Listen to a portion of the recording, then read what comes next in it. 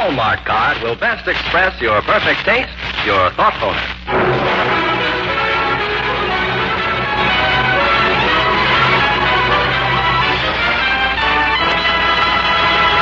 Tonight, the makers of Hallmark greeting cards bring you a story about a married couple who spent many years of their lives on the stage, but found the best years of their lives when they met Smithy. You'll find out all about Smithy in tonight's drama, I Remember the Fransens.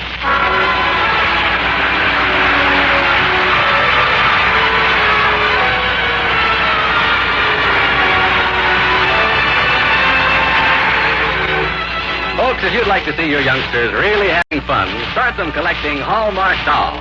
The thrills they'll get are endless, for Hallmark dolls are friends your youngsters know. They're favorite storybook characters from the land of make-believe. They're gay and colorful, and each doll tells its own gay story and rhyme. Yes, get Hallmark dolls tomorrow. They're the newest kind of greeting card, the gayest gift idea in years. Remember, a sure way to make a hit with any youngster. Send a Hallmark doll every week. And now, to preside over our program, here is your Hallmark host, Tom Shirley.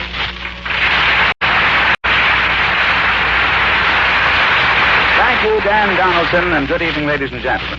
Tonight we have a story that's a real heartwarmer. It's by the author of one of the most successful plays Broadway ever saw, I Remember Mama. And like Mama, it's about people you'll never quite forget. Maybe you know folks like the Fransens. Maybe you know a tousled-head kid like Smithy. Maybe like them you've got an idea about retiring to a plot of land someday where there's a lot of sunshine and time for a little human kindness. That's what the Fransens wanted, but they never dreamed what would happen. Neither will you until the last page. You're going to like this story, and you're going to like the performances you hear tonight. Raymond Edward Johnson, Grace Kelly, Betty Filson, and Eddie Bruce head a cast of superb players as the makers of Hallmark greeting cards bring you another great story on the Reader's Digest radio edition, I Remember the Fransens.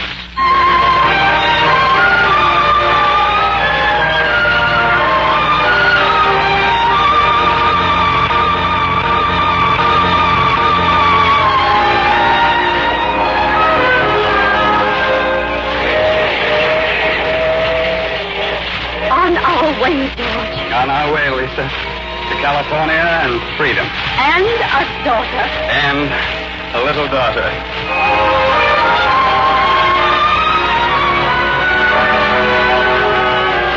That was George and Lisa, husband and wife, actor and actress. And they're going out to California to the retirement and the farm they'd always dreamed of. They hope people will like them out there.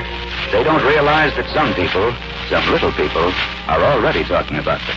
You mean they're a husband and wife and they acted like in the movies? Oh, I think they've been in the movies once or twice. But mostly they're stage actors. Oh, Smithy, won't it be wonderful to have them here?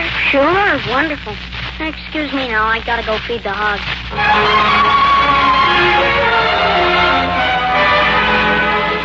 That was Smithy and his playmate from the next ranch cafe. This is all about Smithy and the actor and actress who moved to California. He was 12 years old and 80 years wise, and this story proves it. Maybe it was because his bachelor uncle with whom Smithy lived always talked to him as though he were an adult. Like this. Smithy, you got that coffee ready yet? Here it is, Uncle Ben. Good. You know, Smithy, the yield from this ranch ain't what it ought to be. It's all it can be. Maybe you're right. But it ain't what it ought to be if I'm to get along, clear expenses, and make a little money. Worried, Uncle Ben? Well, bored, maybe. I'm a city man, Smithy. I don't get a kick out of running a ranch that a man ought to get out of his business.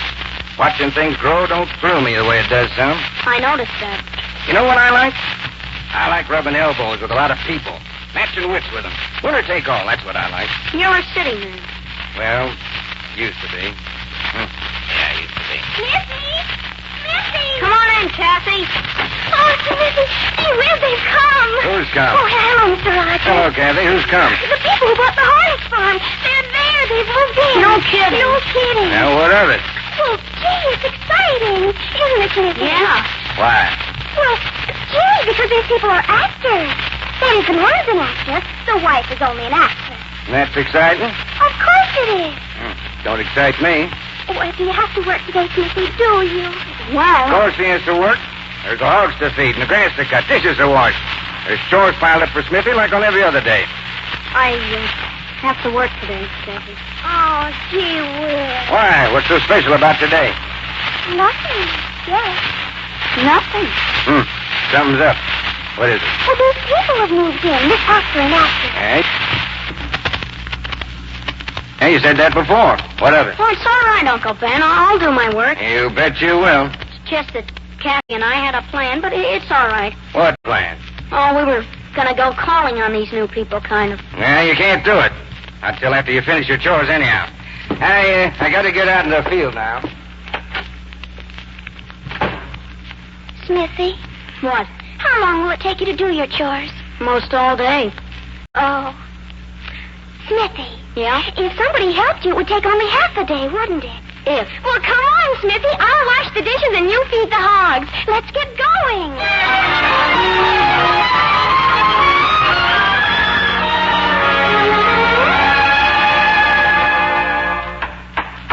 George, What is it, Lisa?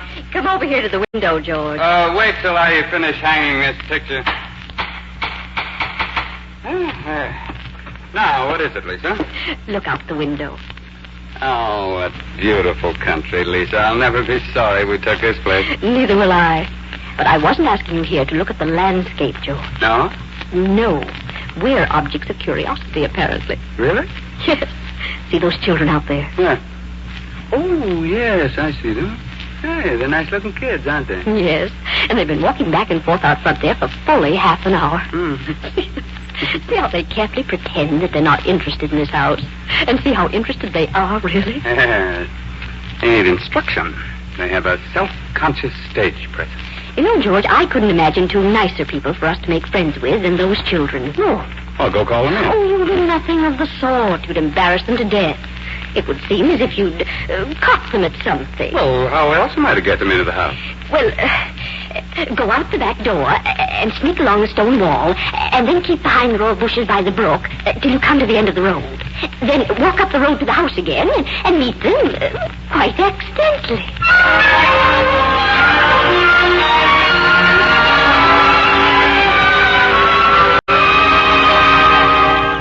Smithy, have they looked out the window yet? I don't know. I don't think so. But I don't dare look directly up there. Have I slumped? Have you what? Slumped. You're supposed to stand erect, you know. Who's supposed to? Oh, actresses, silly. What's that got to do with you? Hello there. Oh, Smithy, it's him. Well, how do you do? How do you do? Hello, Mr. Fransen. Oh, you know who I am, Oh, yes, sir. Well, I'm awfully glad I ran into you. I've been wanting to meet some of my new neighbors. Are you brother and sister? Oh, no. Her name is Kathy Brace. Well, how do you do, Miss Brace? How do you do? And what's your name, sir? It's not Sir. It's Smithy. No first name? Just Smithy. Well, you know, my wife and I have been hoping that some of the neighbors would drop in. We'd feel honored if you'd be the first one. Oh, that'd be wonderful. Well, how about making it right now? Have you time? Yes. Well, let's go then. Lisa, we have visitors. Oh, how nice. This is Miss Kathy Brace, and this is Smithy. Oh, come right in, won't you? Sit down. Oh, this is a nice room. Yes, we think the whole place is nice. That's why we bought it. George and I are actors, you know. I know. But we're retired now, and we're going to live here for the rest of our lives. I was hoping you'd have some children. We wish we did have. But we're going to have a child soon. We're going to adopt one. Never heard of that. Adopt one? What's that? Oh, when people have no children of their own, they can select a child from among all the children who have no parents. The child takes their name and grows up as their son or daughter. Yes, that's right. And we've had our request in for months now. When we came through San Francisco, we filled out the final form. And the nice part of it is we'll always be able to tell her that we chose her. Her? Oh, yes. We're going to have a little girl. A baby girl with blue eyes. Oh, that's too bad. I know how you feel, Smithy, old man, but as you get older, you'll find that girls aren't so bad after all. How about some food? Wouldn't you like some berries and milk and ice cream? I love some. I like ice cream, fine. Good. Now, if you like ice cream, Smithy, I'm sure we're going to be great friends.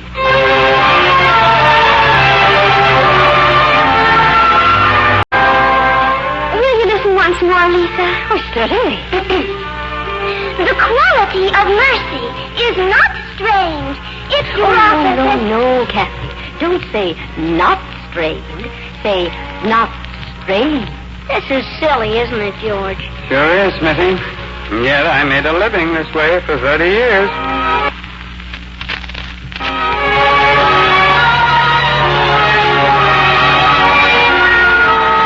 All right, let's act out the court scene, shall we? George, you be Shylock. Fine. And Kathy, you be Portia. And you be Antonio. I don't want to be anybody. Well, why not, Smithy? Don't you like The Merchant of Venice? I think it's a swell story, but I don't want to be an actor. I guess I'll go home. Oh, that's too bad. I'm afraid Smithy doesn't like us.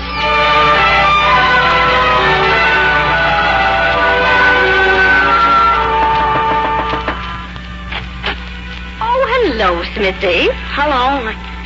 I brought you something. You did? What is it? Well, it isn't for you exactly, but if you're going to get this baby, well, I had this baby spoon that they used for me when I was a kid. I haven't got any use for it now, so your baby might as well have it, I guess. It's real silver. Oh, Smithy, it's wonderful. Thank you very much. Oh, you do like us after all, don't you, Smithy? Well, who says I didn't?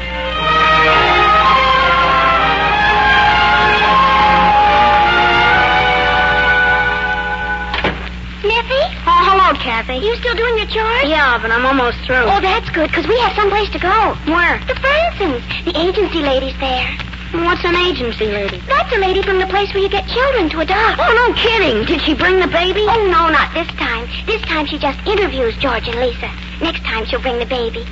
That is, George and Lisa think she will. Will I know after she's gone when they're going to get the baby? Uh-huh. Gee whiz. Help me with the chores, Kathy. And then we'll go over and sit up by the brook and watch to see when the lady leaves. And when she does, we'll go right into George and Lisa and find out when the baby's going to come.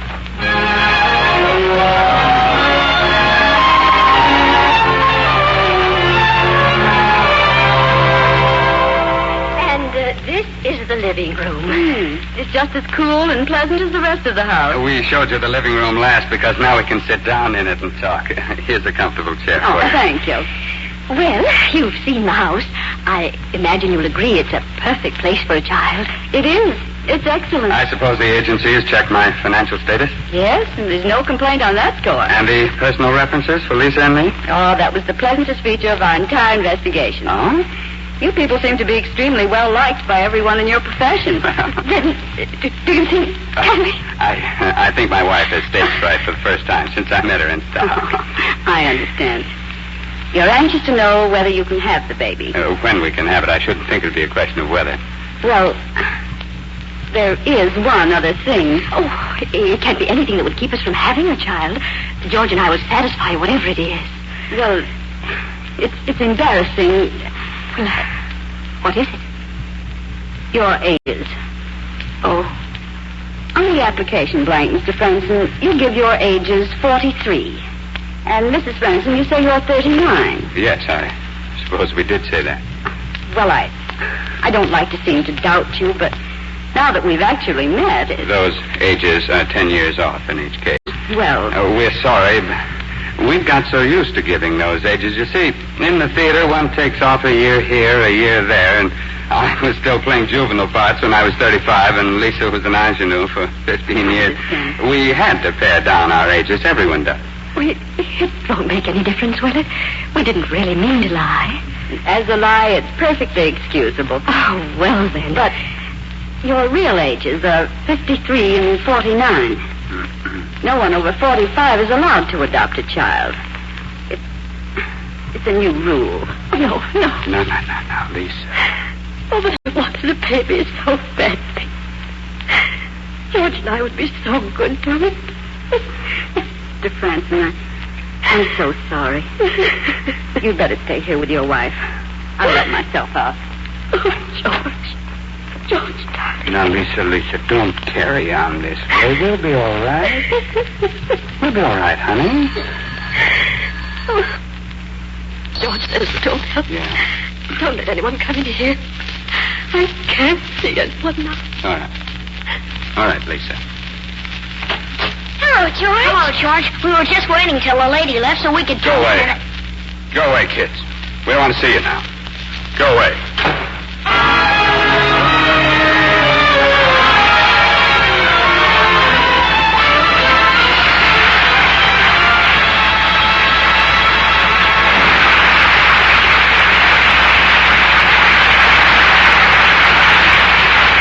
We'll be back in just a moment with the second act of tonight's drama, presented by the makers of Hallmark greeting cards from the pages of the Reader's Digest, America's favorite magazine. And now, let's eavesdrop on Peg and Grandpa. See what's going on. Guess what, Grandpa? I went to see Mary Jo today. Mary Jo? Well, didn't your mother tell me that she was pretty sick? Yes, but there she was, Grandpa, propped up in bed having the best time. What do you mean, Peg? Well, she's got 6 Hallmark dolls in her collection. So we had lots of fun playing with them and reading the wonderful stories inside all the dolls. Oh, well, now I see how the time passed so fast. Tell you what, Peg, why don't we go to the store and get another Hallmark doll to add to her collection? Then I can take it to her next week. Yeah, fine. Let's go shopping first thing in the morning. Oh, goody, Grandpa. Folks, there's magic in an envelope when you send Hallmark dolls. They're the gayest kind of greeting cards, but more, they're colorful dolls from the enchanted land of make-believe. There's Little Bo Peep, Cinderella, Little Red Riding Hood, and the other storybook characters that every youngster knows and loves. Each Hallmark doll stands up by itself, flaunts a bright-colored plume in its hat, and each looks as pretty from the back as the front. Children love to collect Hallmark dolls for another reason, too. Inside each Hallmark doll, there's a new version of a story they know, told all in rhyme. So decide tonight you'll start your youngsters collecting Hallmark dolls. You'll give them a pack of pleasure, yet you pay but 25 cents each for each lovable, colorful Hallmark doll. Buy Hallmark dolls where you buy your Hallmark cards. Now back to I Remember the Fransens.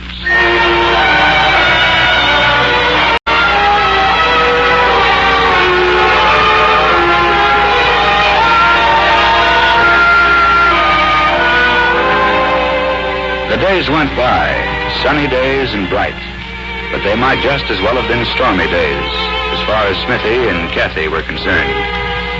The two children have never gone back to visit George and Lisa since the day when George told them to go away. Here they are just before supper in Smithy's yard. Want to play Tom Sawyer? No. You want to play Red Cross Nurse? No. What do we play then? I don't know. We could play actor and actress. You haven't said that for a long time. I know it. Makes me think of the Fransens. You don't want to think of them, do you? No. Oh, but we certainly had some good times with the Fransens. Before they got sick of us. Do you think they really got sick of us?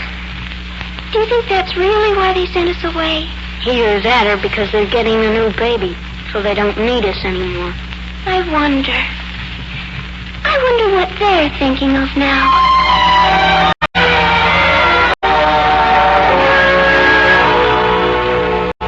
Want to play chess, Lisa? Lisa? No, thanks, George. Do you want to play gin rummy?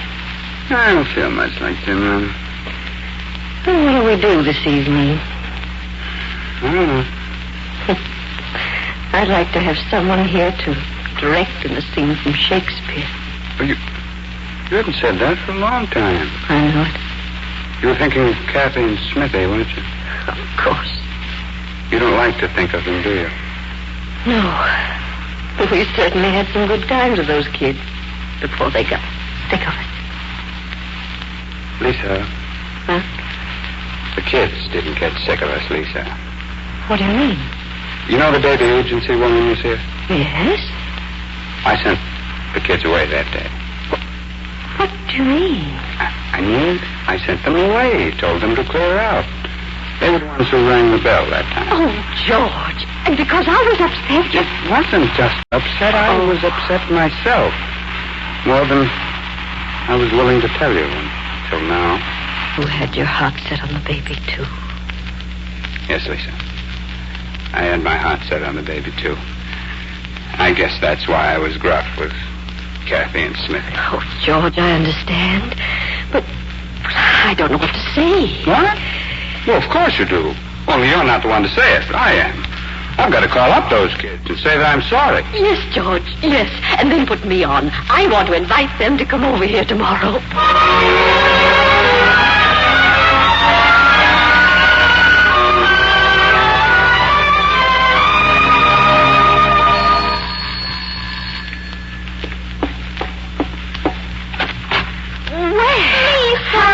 Oh, come in, come in. Oh, it's awful good to be here again. Oh, it's wonderful to have you here again. Let's go in and see George. Hello, George. Hello, Kathy. Smithy. Hello, George. We saw you coming up the walk, so we got the ice cream ready for you. Well, I'm ready for the ice cream. Thanks, Oh, gee, it sure is good to be back here. I feel the same way. You missed us? I'll say we have. You know what Kathy missed most? What? Acting out those plays. Oh, I'll bet you didn't miss that, Smithy. Well, no, but I feel so good being here, I'd just as soon try my hand at it anyway. Do you, Max Smithy? Well, just this once. Oh, fine. We never have acted out the court scene. We'll do that as soon as you finish your ice cream. Wonderful. Now, look, kids, I owe you an explanation. Oh, it's all right, George. You told us over the phone you were sorry. I know, but I didn't explain. You see, the day that I sent you two away, the agency woman had been here. Oh, that's what we came to find out about that day. When are they going to let you have the baby? They're not going to let us have the baby, Kathy. What? That's right. That's why I sent you away that day. Lisa and I were too upset to see anybody. Oh, what's the matter with you people? Why shouldn't they let you have a baby? We're too old, Smithy. Well, that's silly. Oh, no, it isn't. I can understand it. It's for the child's good, so that a child shan't have old parents. Gee whiz. Yeah. Well, that's that. There's no need of thinking about it. What do you say? Finish up the ice cream and we'll play that court scene, huh? I don't want to play the court scene. What? But you said you would, Smithy. I know, but I don't want to now. I want to go home. Maybe I'll be back later. Goodbye. I'll be darned. That was sudden. Wonder what got into him. Don't ask me. But you'll find out someday. Smithy's a deep one. Someday he'll come over and tell you why he left like that.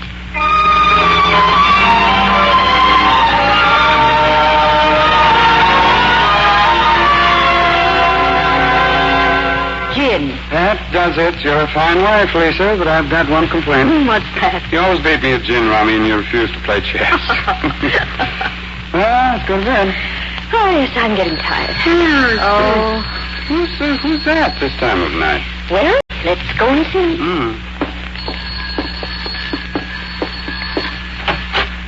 Smithy. Hello, Lisa. Hello, George. Smithy, what are you doing here at this hour? Yes. And what are those bundles you have? They're my clothes. Your clothes? What in the world? I did a lot of thinking this afternoon. You can't adopt a baby because you're too old. Now, if you were 12 years younger, would they let you adopt a baby? Why, yes. And if the baby was 12 years older, then it'd be all right, wouldn't it? It'd be all the same. Well, what are you getting at, Smithy? I'm 12. What do you mean? Well, people are always adopting children. Why can't it be the other way around once in a while? Why can't children adopt people? That might be a good idea. Well, that's what I'm doing. I'm adopting some parents. And I choose you. But Smithy, what about your uncle? Oh, I asked my uncle, and he doesn't care because he wants to move to the city anyway. He's just been waiting for me to be old enough so he doesn't have to take care of me. He didn't know I was coming tonight, but it wouldn't make any difference. So, well, if you... Smithy. I'd like to have you call me Lloyd. That's my real first name. And if you're going to be my parents... Lloyd. Well, now, Lloyd, welcome. Welcome. Isn't there some kind of a ceremony? Shouldn't you carry me into the house or something? But that's a ceremony for... For what?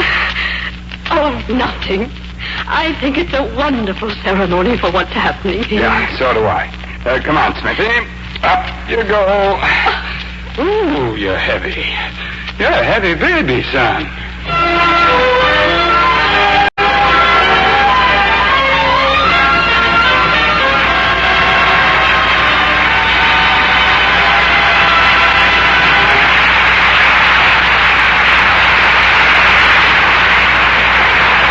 To Raymond Edward Johnson, Grace Kelly, Betty Filson, Eddie Bruce, and the cast for a great show. We'll remember the Fransens a long time. The story gives you something to think about, doesn't it? When a kid can choose his parents. Makes you wonder if our own kids had to choose, whether they'd always choose us. Well, it's something for us to aim at. I'd like to be sure they would.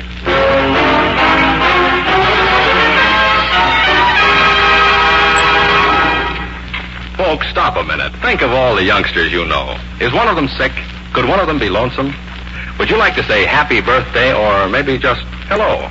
Then send Hallmark dolls. Children love to get them, delight in collecting them. Remember, a sure way to make a hit with any youngster is to send a Hallmark doll every week. They're only 25 cents apiece. Buy Hallmark dolls where you buy your Hallmark cards. This is Tom Shirley inviting you to be with us again next week. At that time, you will hear A Message for Karen, one of the most dramatic and one of the most romantic love stories ever told. It's refreshing in its simplicity, breathtaking in its telling. So be with us next week for another fine dramatic program presented by the makers of Hallmark greeting cards.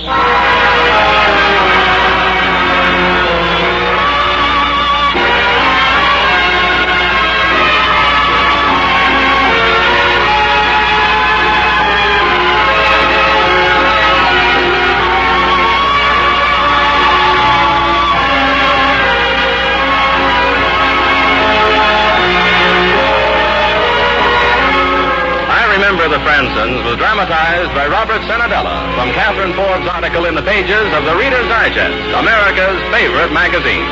The Hallmark program was directed by Mark Slope, with music especially composed by Jack Miller. To be doubly sure of the finest quality, always look on the back of your cards for those three identifying words, a Hallmark card. This is Dan Donaldson speaking for the makers of Hallmark greeting cards. Buy Hallmark dolls where you buy Hallmark cards. And remember, a Hallmark card will best express your perfect taste, your thoughtfulness.